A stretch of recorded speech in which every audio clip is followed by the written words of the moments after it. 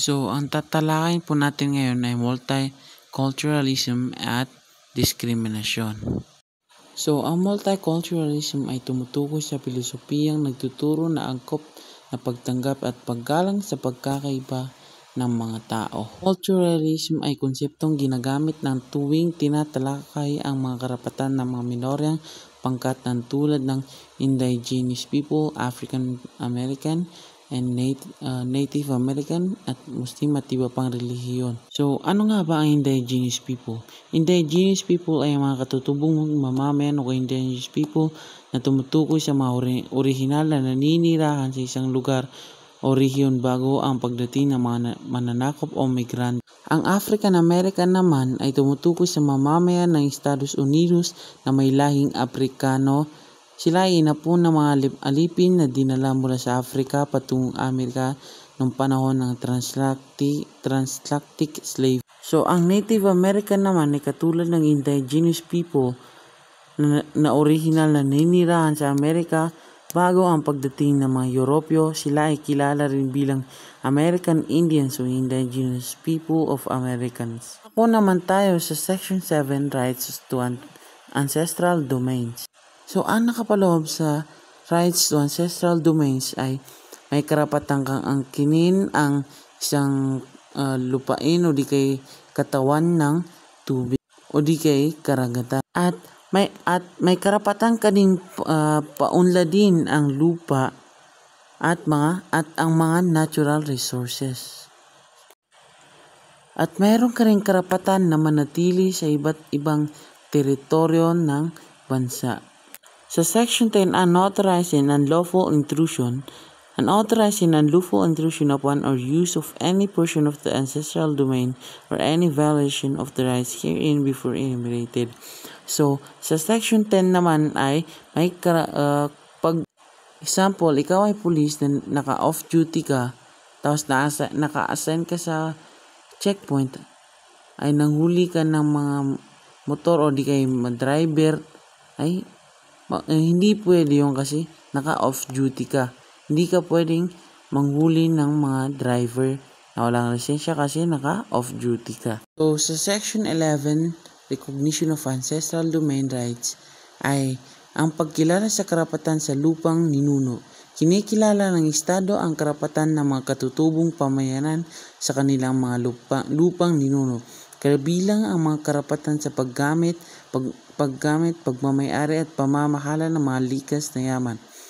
Pagpapalabas ng sertipiko ng karapatan sa lupang ninuno, ang National Commission on Indigenous Peoples ay may kapangyarihan na magpalabas ng sertipiko ng karapatan sa lupang ninuno. So, sa Section 12, Option to secure certificate of title under Commonwealth Act 141 as amended or the Land Registration Act 496. So, sa Section 12 naman, ang nakapaloob dyan ay kailangan nakarehistrado na ang mga gamit mo, di kay yung bahay nyo, kailangan may titulo, at kung yung sasakyan, kailangan may nakarehistratura na yan. Kasi pag hindi yan nakarehistratura, ay may posible na maagaw sa iyo yan ng ibang tao kasi inaangkin nila kasi hindi nila nakikita na ikaw ang may-ari kasi hindi nakarehistratura sa government ang mga gamit mo, di pamamahay mo, walang titulo, di kayo masasakyan mo, walang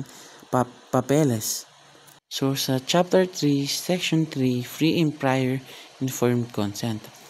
So, ang mga katutubong pamayanan ay may karapatan na magbigay ng malayang pahintulot sa anumang proyekto o gawain na maaaring makakaapekto sa kanilang mga lupang ninuno, kultura at pamayanan. So, ang pahintulot ng mga katutubong pamayanan ay dapat makuha bago simula ng anumang proyekto o gawain na maaaring makaapekto sa kanila. Ang mga katutubong pamayanan ay dapat bigyan ng sapat na impormasyon tungkol sa proyekto o gawain, kabilang ang mga potensyal na epekto nito sa kanilang mga lupang ninuno, kultura at pamayanan. Ating tatalakay ngayon ay tungkol sa multiculturalism at feminismo. So, minapakita nito na sa maraming kultura nananaig ang lipunang practical kung saan ang kalalakihan ang may kapangyarihan o karapatan. Para sa mga feministang nagsusulong ng pagkakapantay-pantay, ang pagkilala sa mga lipunang ito ay konteksto ng multiculturalism ay maaaring suportahan ang pang-aapi sa kababaihan. Kasi nung unang panahon, parang wala lang yung mga babae sa mga kalalakihan. Binabaliwala nila yung mga kababaihan. Kung kusa ba nila silang sinasaktan, binebenta, at kung alin-alin man dyan. Kaya naman, kailangan timbangin kung alin ang mas mahalaga.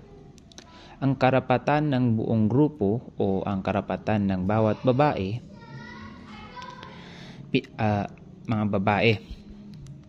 At binanggit din ang pananaw ni Susan Moller Oken 1999 na ang feminismo ay naniniwala sa pagkakapantay-pantay ng kalalakihan at kababaihan sa pamumuhay ng malaya.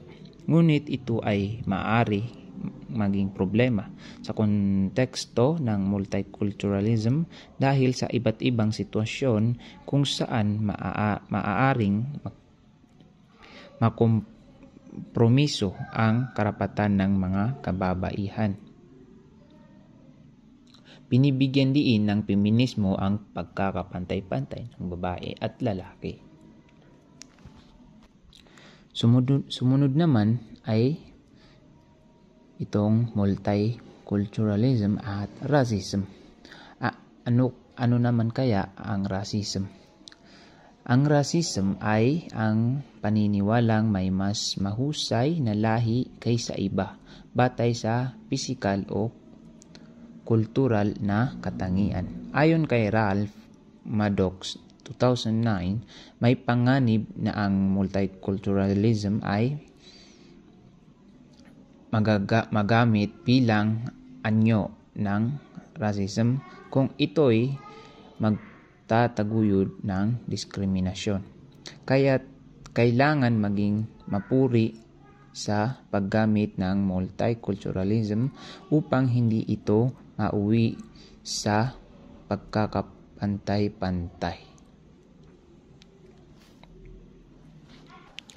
Dito na naman tayo sa karapatan ng mga katutubong Pilipino. Binigyang daan ng gobyerno ang mahigit 5 milyong ektarya ng lupain ninuno sa pagmimina na nakaaapekto sa mga katutubong komunidad. Sa Talaingod, Davao del Norte, 2005, sa pilitang pinapaalis ng mga pamilya para sa proyekto ng dam. Ang lupang ninuno ay ginagawa agribusiness tulad ng palm oil, abaka at iba pa. At iba pang proyekto ng dayuhan o pribadong negosyo na sumisira sa likas na kabuhayan ng mga katutubong Pilipino. May mga kaso rin ng peking sertifikasyon ng free, prior and informed consents, which is FPIC, para sa mga proyekto.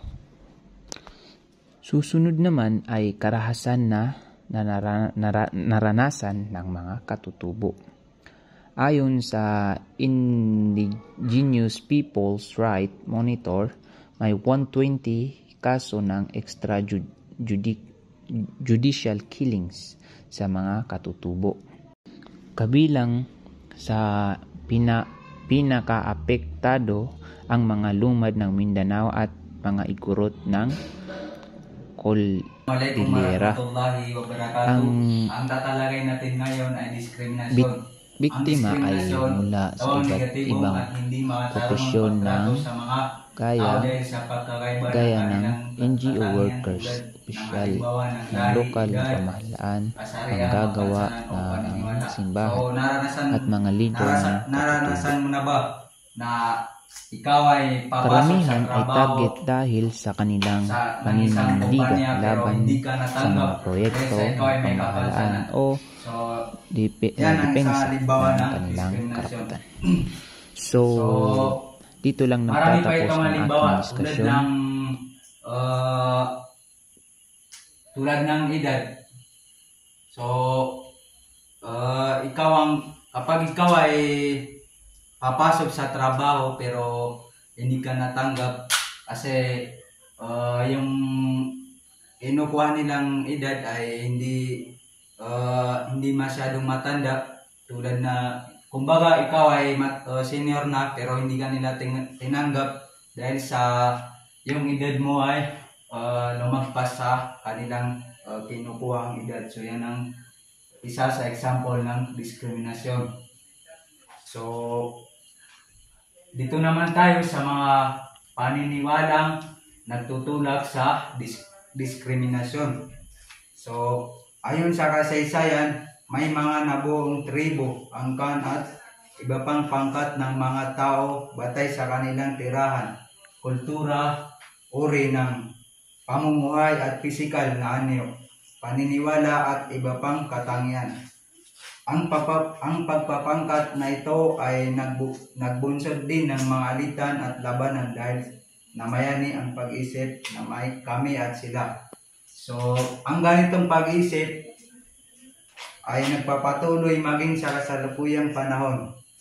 So, halimbawa, kahit pa mapunta sa ibang bansa ang mga Pilipino, ay marami sa mga Pilipino na sumama sa kapwa Pilipino kaysa ibang lahi. Sa isang banda, madaling maunawa ng ganitong pag-ugali sapagkat marami tayong mga pagkakatulad sa ating mga kalahi at mas malamang na hindi ito matatanggap ng iba. Sa kabilang dako, kung hindi naman natin kikilalanin ang iba pang mga lahi at pangkat, mas madali para sa atin nang husgahan sila batay sa kanilang kilos, gawain at kultura sapagkat hindi natin sila lubos na maunawaan. Kung pakaisipan ang kamangmangan o kakulangan sa kaalaman o pag-unawa sa ibang mga kultura, lahi at relihiyon ang madalas na sanhi ng diskriminasyon. So, dito sa mga paniniwalang natutulak sa diskriminasyon ay dapat tayo ay magkaisa sa mga tao para maunawaan natin ang kanilang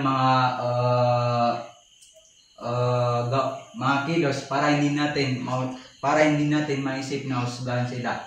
So dito naman tayo sa mga anyo ng diskriminasyon. So hindi lahat ng anyo ng diskriminasyon ay may tuturing na pang-api o hindi makatarungan.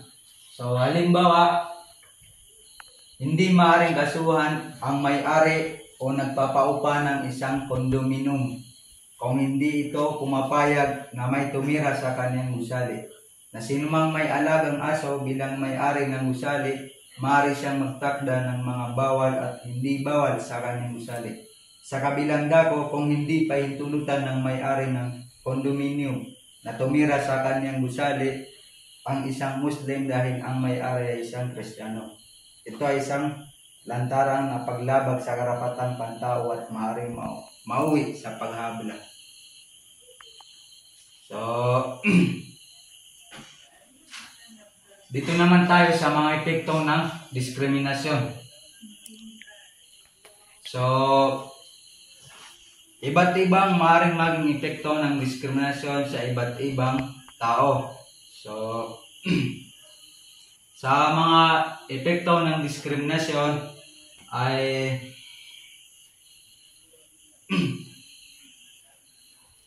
sa mga epekto ng diskriminasyon ay iba't ibang maaaring epekto ng diskriminasyon sa iba't ibang tao. Ang mga epekto nito ay hindi lamang makikita sa taong tuwirang nakakaranas ng diskriminasyon. Nadarama rin ito ng kanyang kinabibilangang pamilya, pangkat o pamilya. So, ang mga posibleng epekto ng diskriminasyon ay maaaring pangkating ayon sa mga kategoryang nasa talaan sa ibaba. So, first na epekto ng diskriminasyon dito ay itong physical na epekto. Ito yung mga physical na epekto ng diskriminasyon. So, the first is pamamayat o pananaba. So, understandable din ito. So, number 2, na kawalan ng enerhiya o gana. So, number 3, na problema sa pagtulog. So, yung mga taong madalas silang nakakaranas ng ganitong mga physical na epekto. So, pangapat ay mga sakit na may kinalaman sa stress. So, panglima ay sakit ng ulo. Karamihan ito sa mga taong nangyayari itong sakit ng ulo. So, the last is kawalan ng interest sa pag-aayos at paglilinis ng sarili. So, yan ang isa sa mga halimbawa ng physical na epekto ng diskriminasyon. So, ang pangalawa naman na epekto ng diskriminasyon ay itong emotional na epekto. Ito naman yung mga emotional na epekto ng diskriminasyon sa mga tao. So, the first is mababang pagtingin sa sarili. So, pangalawa ay depression. So, pangatlo ay stress. Pangapat ay takot. Panglima ay galit. Pang-anim ay pagkapahiya. Pang-pito ay paninisi sa sarili. So, the panghuli ay iba't ibang suliranin sa pag-ugali. So, yan ay isa sa mga halimbawa o mga epekto ng diskriminasyon. Itong emotional na epekto. So, yan ang mga halimbawa niya. So, punta tayo naman dito sa pangatlo na epekto ng diskriminasyon. So, itong panlipunan na epekto.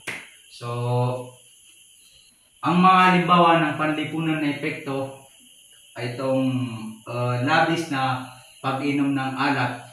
So, pangalawa ay pagalitan dahil sa paniniwala o relihiyon. So, pangatlo, paglayo sa mga kaanak, kaibigan o lipunan. So, pangapat ay problema sa pakikipag-ugnayan sa ibang tao.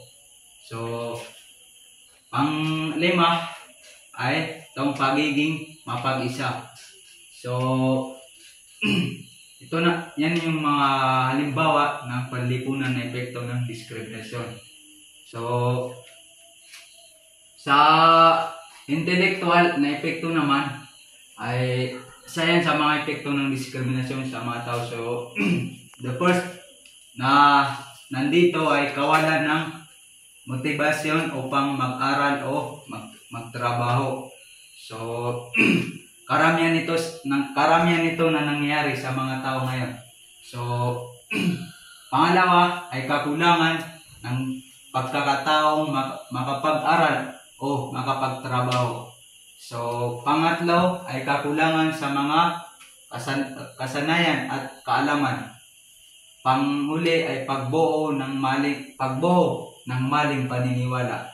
So, itong apat na mga epekto ng diskriminasyon ay yan yung mga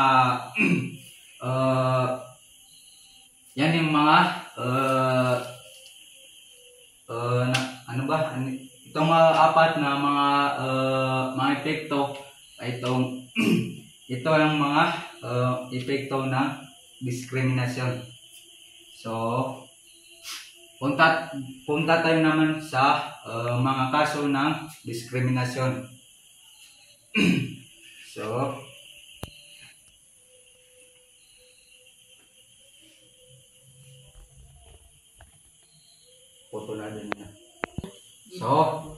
punta tayo naman sa mga kaso ng diskriminasyon. So, ito naman yung mga kaso ng diskriminasyon.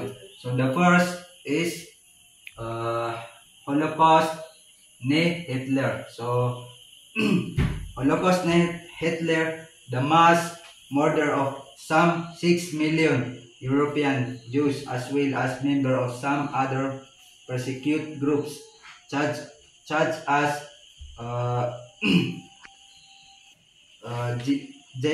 gypsies and homosexuals by the German Nazi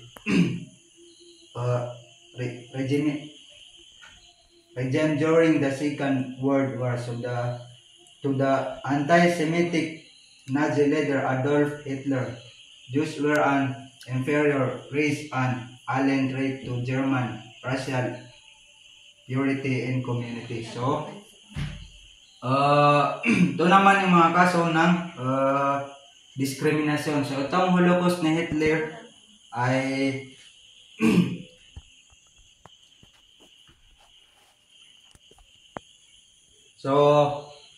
Holocaust ni Hitler ay 6 na milyong Jews o Hudyo ang pinapatay ng German Nazi noong World War II. So, kinikilala ng Nazi leader na si Adolf Hitler na ang mga Hudyo ay kalaban at nagdadala ng kamalasan sa Germany. So, nagsasagawa ang Nazi ng tinatawag na genocide. Itong genocide ay ginawa yan ng mga Nazi. So, ang genocide ay ang kahulugan ng genocide ay terminong ginagamit upang ilarawan ang karahasan na ginagawa sa mga ethnical groups, religious groups na may layunin sirain ang kanilang grupo. So, yan yung kahulugan ng genocide. So, dito naman tayo sa pangalawang mga kaso ng diskriminasyon na tinatawag ang genocide ng Tutsi minority. So, itong mga genocide ng Tutsi minority ay sila ay isang minority group na mula sa bansang Rwanda. Itong kasong genocide ng Tutsi minority. Sila ay isang minority group na mula sa bansang Rwanda. Noong 1994, ang mga kasapi ng Hutu minority mula sa Burundi ay walang awanag pinaslang at pinatay. Ang mahigit 500,000 to 800,000 na mga Tutsi minority ang namatay noong 1994. So, itong dalawang nabanggit natin ay isa ito sa mga halimbawa ng mga kaso ng diskriminasyon.